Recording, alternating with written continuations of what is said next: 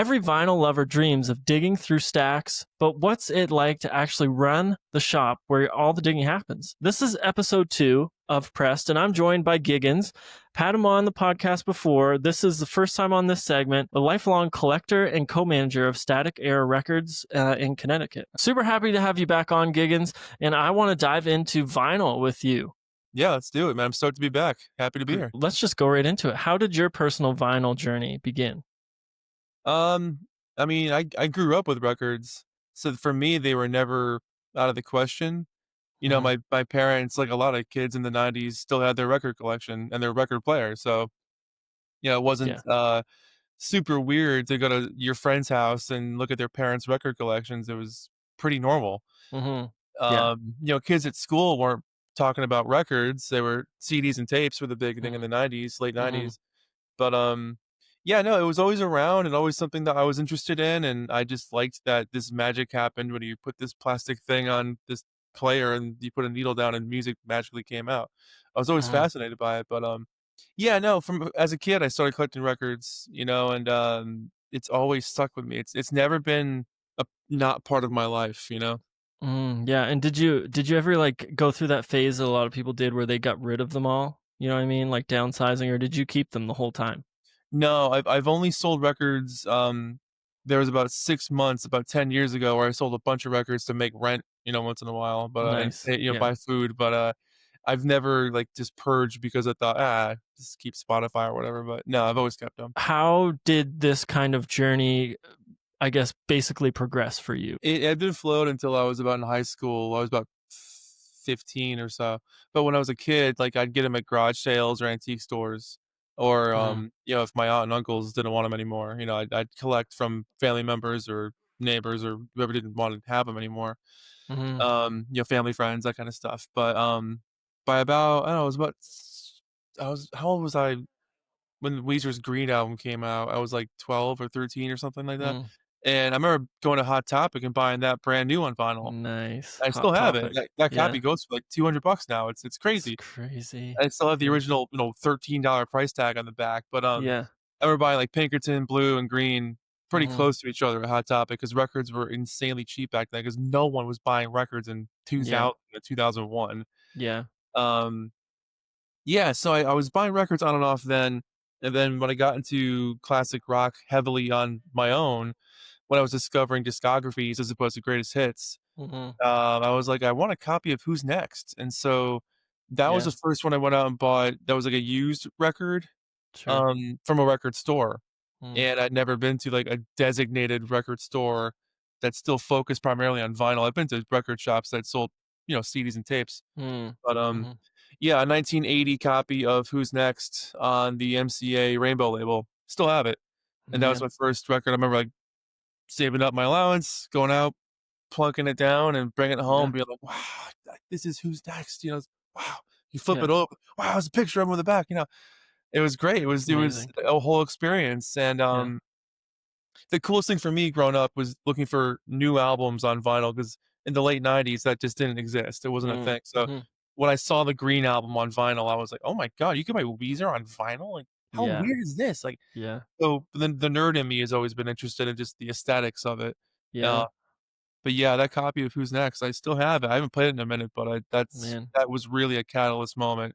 Yeah, absolutely. Plunged me How into, debt. mhm. Yeah, absolutely. How Yeah. many records do you think you have at this point? Um, I don't know, man. Like 3,000? That's so crazy. I got a Yeah. bunch behind me here, Yeah. and, like, they're behind these records, and Mhm. then in the rest of this room, there's IKEA cubes everywhere. The other room has Yeah. records. Um, we've got some in the basement. Yeah, probably about 3,000 at this point, yeah. I've That's had so more, crazy. I've sold stuff over time, but yeah. Yeah. I would love to get to that point. I don't know where I'd put them all, but I'd love to get to that point. I always tell people it's quality over quantity, Mhm. and if you have 15 records that you love to pieces, then just enjoy those 15, like, Yeah. it's not a race. I Yeah. see people on Instagram post like, "I need to have 500 records," like, "Why? Yeah. What's that Totally. gonna Yeah. you gonna sleep better at night? Like, what does it Yeah. prove, you know?" Yeah. Uh, but I mean, this is a lot of years of curating at this Mm, point. You know, this is mhm. like, I'm looking for this particular variant. I'm looking for Mhm. that particular matrix number. I'm looking for Mhm. that British copy or this copy from the Netherlands. So like Yeah. it's not just buying records for the hell of it. There's a purpose to every single thing in this room. And Mhm. Yeah, absolutely. And then you kind of basically went from being, a record collector to being the manager at a record store. Now yeah. explain kind of how that came about. Yeah, when Static Era Records in Milford, Connecticut, hey, hey, That's right. when they first opened, this guy Jay opened the store, and my parents actually went in there before I did because I was living out of state at that time, Mm, and they were like, "Hey, this new record store just opened during the pandemic. You gotta go. So next time you come mm, up, let's go." So I went in there and met him, and it was like meeting an old buddy, yeah, yeah. and we stayed in touch for whatever it was, a year or so. Then I moved back to Connecticut. Um, and as I was moving back, he was like, "Yo, we're filming this TV show about the record store. I really Mhm, want you to be a part of it, and mhm. work with the rest of us." Which there isn't much rest of us. There's just Yeah, other people. yeah. And I was like, "Of course." So we filmed the whole TV show. We had the lights and the crew and all, the whole thing. Pilot, TV pilot. And he was like, "Look, when you finally settle down and move up here, I want you to work here. Simple as Mhm, that." And mhm, so I started to come in. I just got the lay of the land and, realized what the store was like and what the clientele was like. And mhm, yeah, after just working a few shifts, he was like, "You've got to be a manager." Gave me a key, and that was it. And since then, it's primarily been like the three of us. It's Jay, this guy Austin, who's a mhm, musician, mhm. and me. And we just took on a new girl named Julia. She's our fourth static at the moment. Awesome. Um, but it's been cool, man. You know, it was a fun journey to sort of work my way up for a little bit, but Mhm, um, the three of us, now the four of us, we've all got such diverse tastes, and we're all nerds about it. So we're really good yeah. to bounce off each other when people come in looking for weird stuff. One of us will have an answer about it.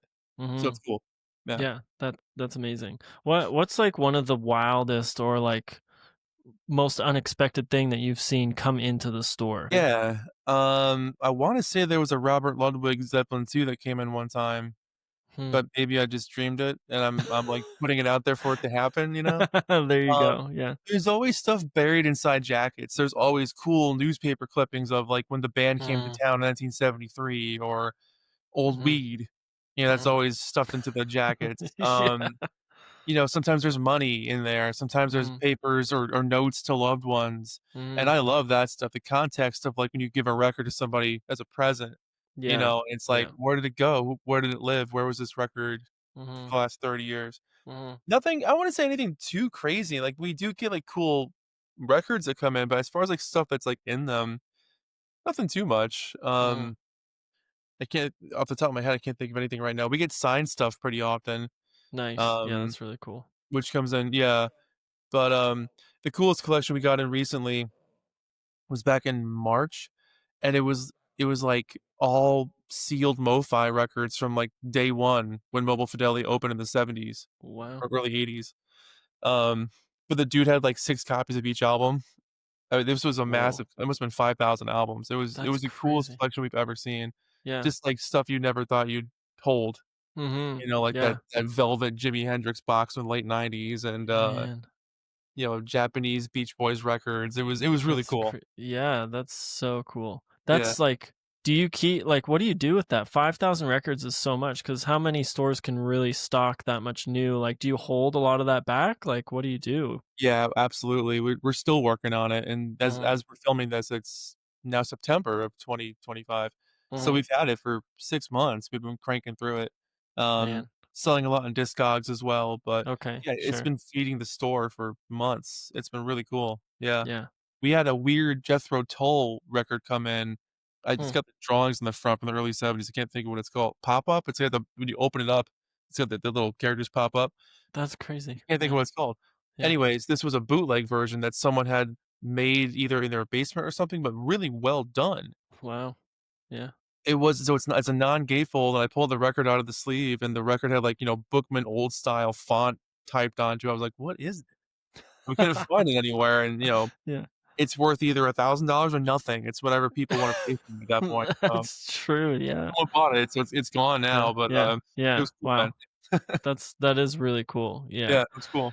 As somebody that, has been collecting for a long, long time, and then also now, a part of a record store, what would be, some advice that you'd have for someone just starting a collection? I would say collect what you love and don't collect because someone's telling you you need to have this record in your collection. Mm, When you start building your collection based off other people's thoughts, whose collection is it? yeah, It's not yours. absolutely. Yeah. So, like, if you really love, whatever band, if you really love Green Day, that's your favorite band, Mhm. then just start with a Green Day album Yeah. and see how it feels. Mhm. Get used to taking the record out and, like, not touching the grooves, and, like, learn how to appreciate the disc and Mhm. learn how to take care of your turntable. Mhm. Maybe upgrade over the years as you start to get more deeper into it, but collect what you like and be aware that it will become addicting. You will get addicted Yeah. to it. Yeah. It's the easiest gateway drug of music there is buying records because it's the thrill of the search. Yeah. It's so much fun to Mhm. go out digging. I mean, I Yeah. I work for a record store, but I still shop at record stores. I go all Yeah. over the place. Mhm. So, collect what you like and don't let anybody tell you that your collection is lame or isn't big enough, or Mhm. if you only love greatest hits albums, just enjoy greatest hits albums. That's what they're Yeah. there for. Yeah. Oh, Yeah. Totally. oh, sorry, I bought the best music this band has to offer. Yeah. Get off, man. Get that. Um, no, just dig what you want to dig. That's all. And if it happens one day you have 10,000 records, great. If you stick with 35 records, great. Mhm. There's no race, there's no judgment. It's a very personal thing to own a record collection, and Yeah. it's a cool reflection of who you are. It's nice to walk into someone's house and see records. Oh, this is who this person is. Oh, they're a Mhm. jazz guy. You Mhm. know, it's hard to look at someone's phone and be like scrolling through Spotify and you have like 18 trillion bands. And like, who is this person? So Yeah. it's like, Yeah. yeah. Yeah. So I'll go on a small tangent for you. Yeah. It drives me nuts when people rip on the Crosley suitcase players Mhm. because for some kids and some people, that's all they can afford. Yeah. Yeah. And before the people in the comments come after me, well, if you're spending $85 on a rare pressing of a record, you're putting it on this crappy turntable. What's the point? Yeah. Who cares is the point. Like, Yeah. who cares? It's their Mhm. record and they can play it Yeah. on whatever thing they want to play it on. Yeah. You're not in their room dictating to tell them what to do. Mhm. Um, and the Crosley players, they're fine for what they are. They sound all right. They're great for apartments or dorms, or if you're just Mhm. starting out, it's a great gateway to get you into like how putting the arm down and lifting it up and taking care of the needle. Mhm. And eventually you can upgrade if you want and get Yeah. something a little bit better and grow with it. Yeah. Um, but you can't knock the Crosleys, like, and they Mhm. don't eat your records. If you play the same record over and over and over again every single day for like a year, any Mhm. record player would destroy it. Yeah. Let alone Absolutely. Crosley. Yeah. So Absolutely. Crosley, send me free stuff. There we go. There you go. This is ad speak over. I love that. No, I completely agree. Yeah, Yeah. I have an okay record player and I have like an all-in-one, and it's like, hey, both of them serve their purpose. So And it's that's just the what it thing, is. like, they're made to play records. Yeah. It's not like you're Hmm. putting a donut or a piece of bread on there, like, it's gonna Yeah. play music, like, it's Yeah. Exactly. you know? Yeah. Yeah. Absolutely. What's the first vinyl you ever bought? With my own money, it was probably the Green Album by Weezer Hmm. on vinyl, yeah, Nice. That's like such a great probably. first album, honestly. So Oh, good. man, classic, So yeah. good.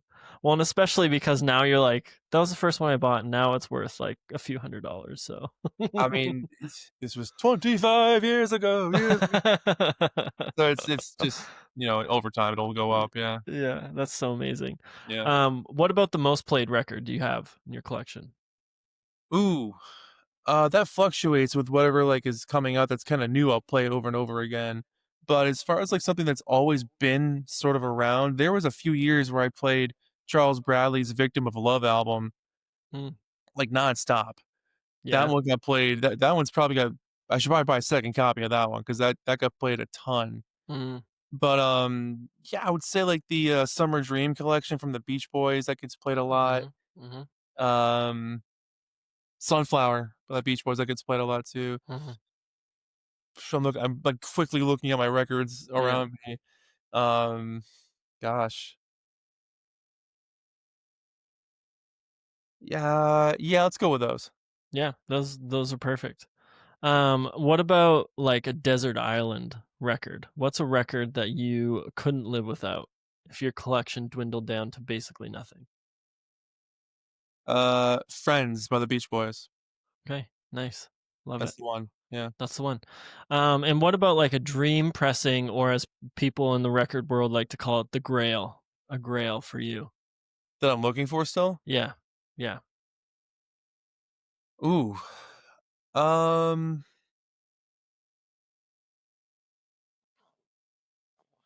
okay. I'll throw this out there.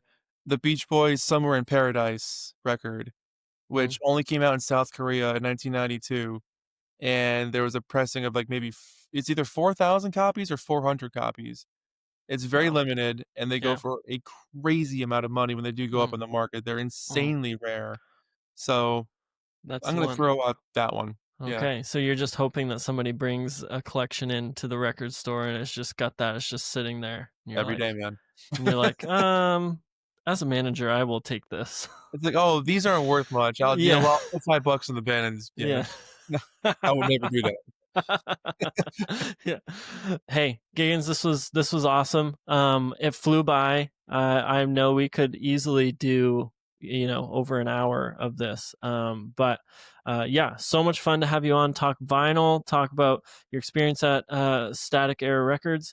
And next time you're in Milford, Connecticut, check it out. Check out Static Era Records. Super awesome. Support your local record stores everywhere you are. I've got one here in Nashville that I love called Phonolux. One thing I always do working at the record store, I promote every record store in town. Mm, Like, if we don't mm. have something, I'll be like, "Yo, go to this store. They'll probably have it," you know? Yeah, absolutely. Yeah. We're all doing it together, so just Mhm, support each mhm. other. Yeah. Totally, totally. It's so cool. So yeah, this was awesome. Thanks for coming on. Thanks, And man. yeah, listeners out there, tune in next time for another episode of Press with another guest.